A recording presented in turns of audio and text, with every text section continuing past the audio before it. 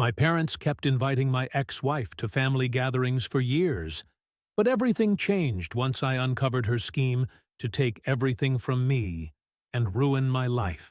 Hey everyone, I'm Ryan, and honestly, I'm not sure where to begin.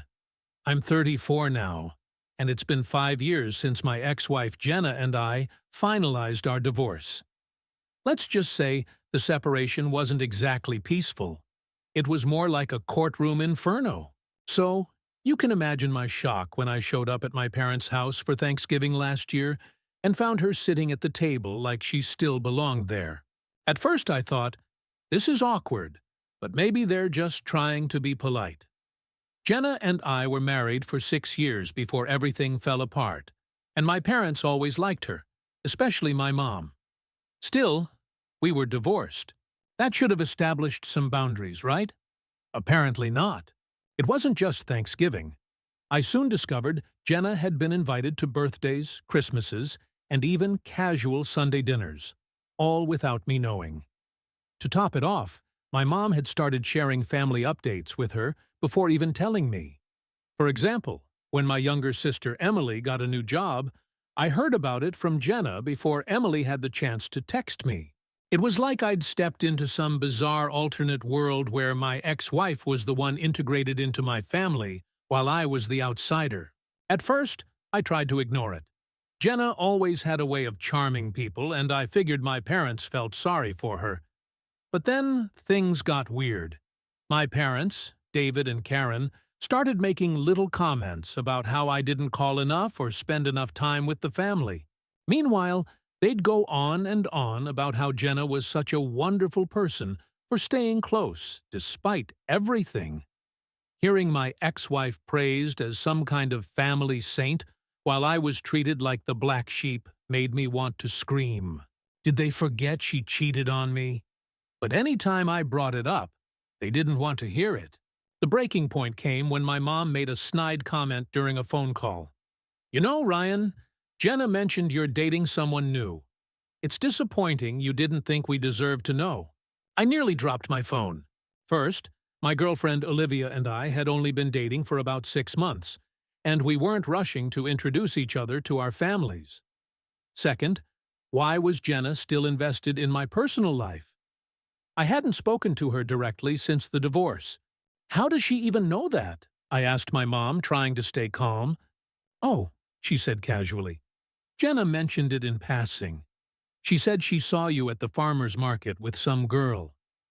You really should have told us, Ryan. We're your family. That's when it all clicked. Jenna wasn't just staying in touch with my parents to be friendly. She was keeping tabs on me and using my family to do it. Olivia, being as perceptive as she is, picked up on something being off pretty quickly. One night, while having dinner at her place, I told her everything. How my parents had practically adopted Jenna, and how she seemed to know way more about my life than she should. Olivia didn't say much at first. She was clearly piecing it all together. Finally, she looked at me and said, Ryan, this isn't normal. She's crossing boundaries, and your parents are letting her. You need to talk to them. She was right, of course. But confronting my parents was easier said than done. My mom, especially, is stubborn and always thinks she knows best. She's the self-appointed mediator of family issues and rarely takes criticism well. I could already hear her saying, You're overreacting, Ryan. Jenna's just being friendly. You should be thankful she cares enough to stay in touch. But I knew I had to say something. The next time I visited my parents, I brought it up as carefully as I could. Hey, Mom, Dad, can we talk about something? I asked while we were sitting in the living room. Of course, my dad said, putting down his newspaper. My mom, folding laundry, barely looked up. It's about Jenna, I said. Immediately I saw my mom's jaw tighten. What about her? She asked, her tone defensive. Well, I've noticed she's been coming to a lot of family events. I understand you guys care about her, but it's starting to feel off. Why is she still so involved? My mom let out an exasperated sigh, setting the shirt she was folding onto the couch. Ryan, We're not going to cut Jenna out of our lives just because you two got divorced.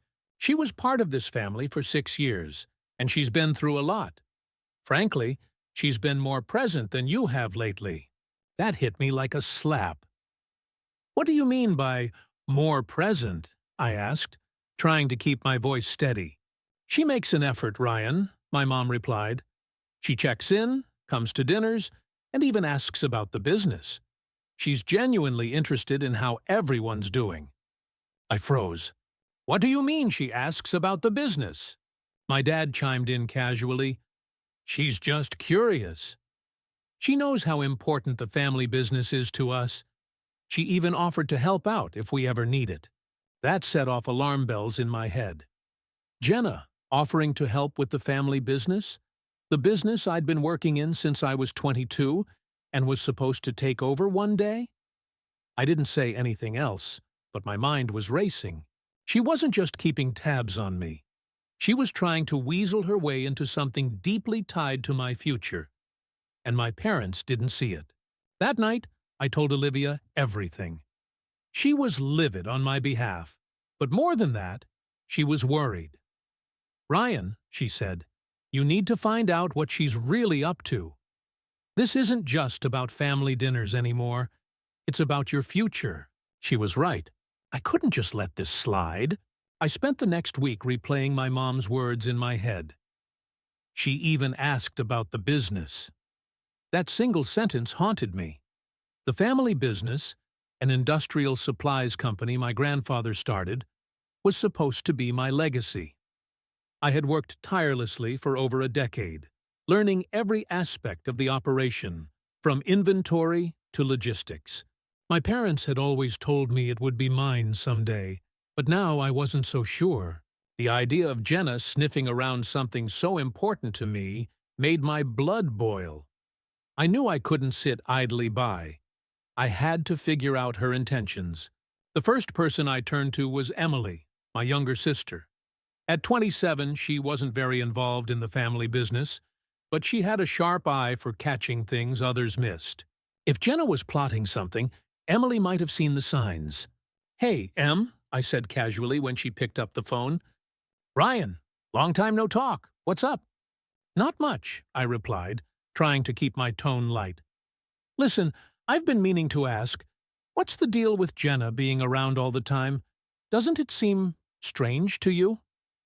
There was a brief silence before Emily responded. "Honestly? Yeah, it's kind of weird," she admitted. "But Mom and Dad seem so into it that I didn't want to stir the pot." "What do you mean, into it?" I asked, leaning in. "Well," she began, "she's been really buddy-buddy with them lately. She's always asking Dad about his plans for the business. And Mom acts like she's the perfect daughter-in-law, even though she's not your wife anymore. It's honestly kind of gross." I felt a knot tighten in my stomach. What exactly does she ask Dad about the business? Stuff like future plans, who's in charge of what, and how the finances are going. Business things. I don't pay much attention, but she definitely seems interested. "Thanks, Em," I said, working hard to keep my voice steady. "This really helps." Emily hesitated. "Ryan, you don't think she's trying to, screw you over or something, do you?" I didn't answer right away because, truthfully, I wasn't sure. "I don't know," I admitted, "but I'm going to find out."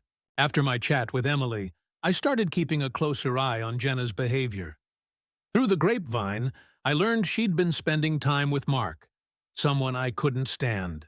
Mark was a competitor in our industry who had unsuccessfully tried to steal some of our top clients. If Jenna and Mark were working together, it could spell serious trouble for my family's business. I decided to investigate. Jenna's social media didn't reveal much. She was always careful about what she posted. But Mark's profile was a different story. Buried among photos of industry events and networking dinners was a picture of him and Jenna at an upscale restaurant. It was dated just a month ago, with the caption, "Great things on the horizon." My stomach turned. What kind of great things were they planning? That evening, I showed the photo to Olivia. This can't be a coincidence, right? I asked. She studied the picture, her frown deepening.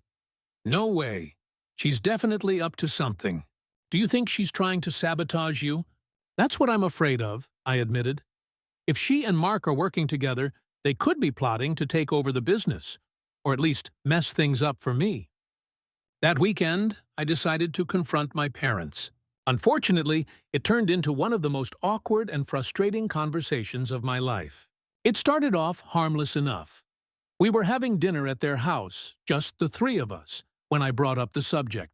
So, I've noticed Jenna's been pretty involved with the family lately, I said, keeping my tone as neutral as possible. My mom's face lit up. Oh, hasn't she been wonderful? It's so nice having her around. Yeah, I replied, forcing a smile. But don't you think it's a little odd? I mean, she's not family anymore. Why is she so interested in the business? My dad looked up from his plate. She's just curious, Ryan. She cares about what happens to the company. She knows how important it is to all of us. But does she really need to know about future plans and finances? I pressed.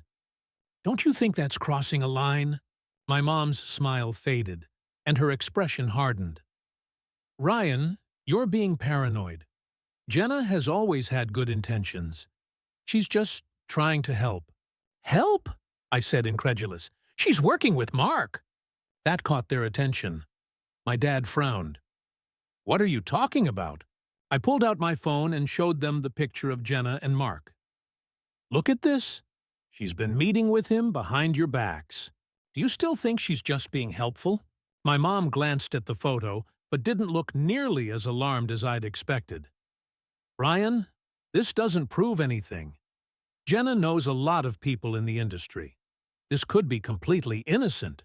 Innocent? I snapped. Mark has been trying to undermine us for years, and now Jenna's working with him. How can that be innocent? Ryan, my mom said sharply, you're letting your bitterness cloud your judgment. Not everything is a conspiracy against you. I stared at her, dumbfounded. Are you serious right now? She's literally scheming with our biggest competitor, and you're defending her. My dad sighed heavily. Ryan, we know you and Jenna didn't end on good terms, but that doesn't mean she's out to get you. Maybe you should take a step back and think about how you're coming across. How I'm coming across? I repeated, my voice rising. I'm the one trying to protect this family, and you're too blind to see it. The conversation ended with me storming out of the house, angrier than I'd ever been. But as I was leaving, Emily caught up with me in the driveway. Ryan, wait, she said, grabbing my arm. There's something you should know. What? I asked, still seething. She hesitated. I overheard Jenna talking to Mom a couple of weeks ago. She mentioned something about how she deserved to be part of the family business, because of all the years she spent with this family. Mom just brushed it off, but I don't know. It sounded weird. Deserved? I repeated, my heart pounding. Emily nodded. Yeah, like she thought she had a right to it or something. That was the final straw. I knew I couldn't just sit back and let things unfold. Jenna wasn't just meddling. She was actively plotting to take what was rightfully mine. If my parents wouldn't stop her, I would. After what Emily told me, I couldn't shake the feeling that something much bigger was going on. Jenna wasn't just clinging to my family, she was trying to steal my future. If my parents wouldn't believe me, I needed to find a way to prove it to them. That night, Olivia and I brainstormed our next steps. She suggested we investigate Jenna's ties to Mark to see if there was any solid evidence of a plot against me. Although I wasn't thrilled about digging into someone's personal connections, it seemed like the only way to uncover the truth. I decided to start with Lauren, a former co-worker of Jenna's who had always been friendly toward me. Lauren had worked with Jenna back when we were married and was known for her knack for catching on to office gossip. Hey, Lauren, I said when she answered my call. I know this is kind of out of the blue, but I could really use your help. Of course, Ryan, she replied. What's going on? I was wondering if you've heard anything about Jenna recently, specifically, if she's been in contact with someone named Mark. He's involved in the same industry as my family's business. There was a slight pause before Lauren answered. Actually, yeah. I ran into Jenna at a networking event a few weeks ago, and she was with this guy. I think his name was Mark. They were talking about some kind of business partnership. I didn't catch all the details, but it sounded like they were working on something significant. Did she mention what it was about? I asked, doing my best to keep my tone steady. No, but she brought up opportunities and expanding influence. It sounded ambitious, Lauren said. My heart sank. Thanks, Lauren. This really helps. Is everything okay? She asked, sounding concerned. Now that I had confirmation of Jenna and Mark's connection, I needed a way to expose their plans. Olivia suggested a bold strategy, setting a trap by feeding Jenna false information about the family business and seeing if it would reach Mark. It was risky, but it was the only way to gather undeniable proof. The next time I visited my parents, I casually mentioned a fake expansion plan during dinner. I told them I was considering opening a new distribution center in a neighboring state, fully aware that Mark would jump at the chance to exploit such a move if he thought it was real. Interesting, my dad said, looking intrigued. That could be a smart move if the numbers make sense. My mom nodded absent-mindedly, distracted by her phone. I couldn't shake the sinking feeling that she might be texting Jenna about it right then. Over the following days, I stayed alert for any sign that Jenna had taken the bait. It didn't take long. 2 weeks later, one of our regular clients called me in a panic. "Ryan, is it true you're opening a new location in Oregon?" he asked. I froze. "Where did you hear that?" "A guy named Mark," the client replied. "He said your family was planning an expansion and might not have the resources to keep servicing clients at the same level. He made it sound like you were overextending yourselves." My blood boiled. Mark had taken the false information and used it to spread doubt among our clients, and it was obvious Jenna had been his source. That evening, I called for a family meeting. My parents, Emily and Jenna, were all present, and I invited Olivia for support. I wasn't holding anything back this time. "I know what you've been doing," I said, the moment everyone was seated. My eyes locked on Jenna. She looked surprised, but quickly masked it. "What are you talking about, Ryan?" "You've been feeding Mark information about the family business," I said bluntly. "And he's been using it to undermine us." Jenna scoffed, but her hands tightened on the edge of the table. "That's ridiculous. I have no idea what you're talking about." "Oh, really?" I said, pulling out my phone. "Because one of our clients told me Mark mentioned a new distribution center in Oregon." Funny how that's the exact fake idea I told Mom and Dad about 2 weeks ago. The only way he could have known is if someone told him. I glanced at my parents, who both looked confused. "Ryan, are you saying we gave him that information?" my mom asked, frowning. "No," I replied, shaking my head. "But Jenna did." "This is insane," Jenna said, her voice rising. "Why would I do that?" "To sabotage me," I shot back. "To make me look bad so you can weasel your way into the business. Don't pretend you haven't been angling for it." My dad's expression darkened. "Is this true, Jenna? Have you been talking to Mark?" Jenna hesitated, and in that moment, I knew she was caught. "I've spoken to him a few times," she finally admitted, "but it's not what you think. He's just a friend." "A friend who happens to be our biggest competitor?" I said, glaring at her. "Give me a break." My parents were stunned. My mom looked like she wanted to defend Jenna, but even she couldn't ignore the evidence. My dad, on the other hand, was furious. "You've been working with the competition?" he demanded. "After everything we've done for you?" "David, it's not like that," Jenna said, her voice trembling. "I was just trying to help. Mark had some ideas about improving the business." "Enough!" my dad snapped. "I don't want to hear it." Jenna turned to my mom, desperate. "Karen, you believe me, don't you? You know I'd never hurt this family." My mom hesitated, visibly torn, but finally sighed. I think you should leave, Jenna. Jenna's face fell, but she didn't argue.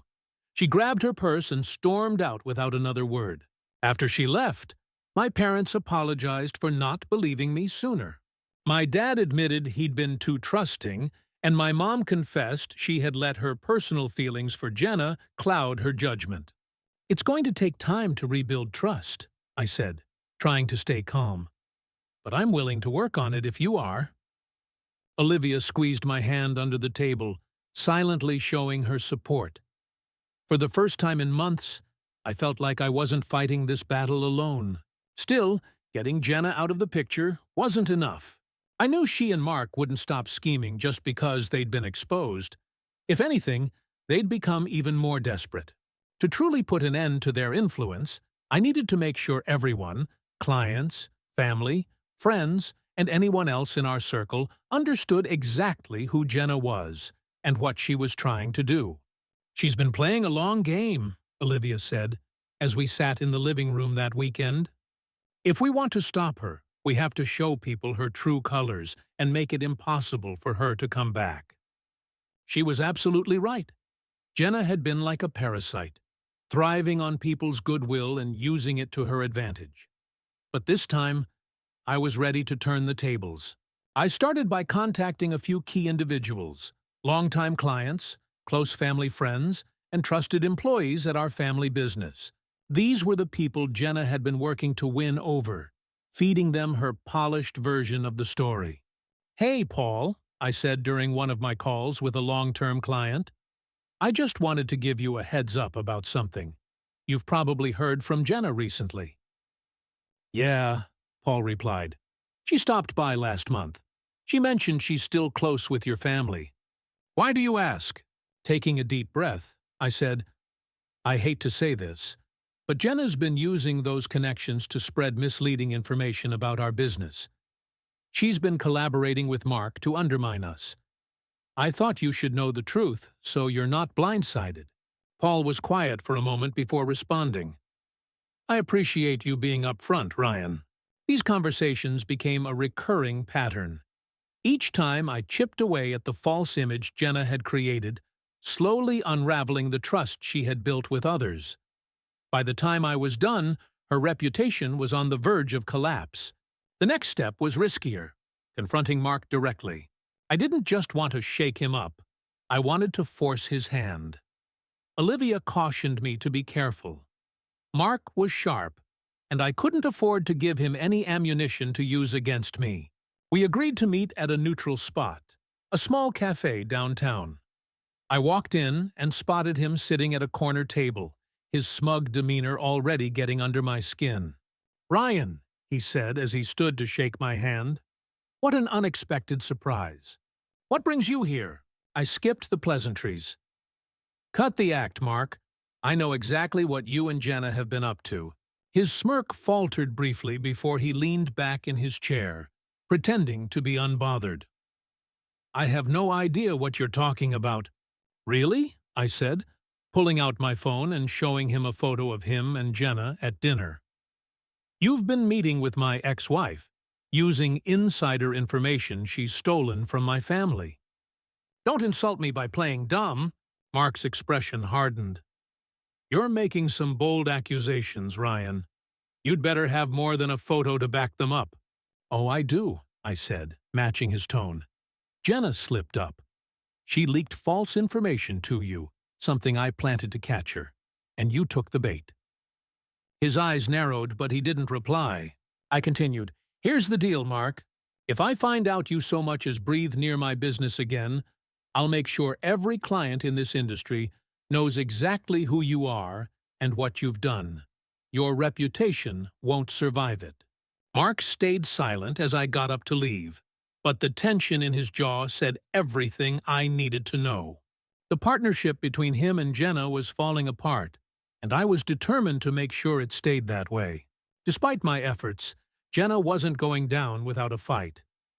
Although she had burned bridges with my parents and most of our clients, she still had a few loyal allies. One of them was Steve, a former employee who had left the company years ago under suspicious circumstances. Steve had a reputation for cutting corners and held a grudge against my family after my dad fired him.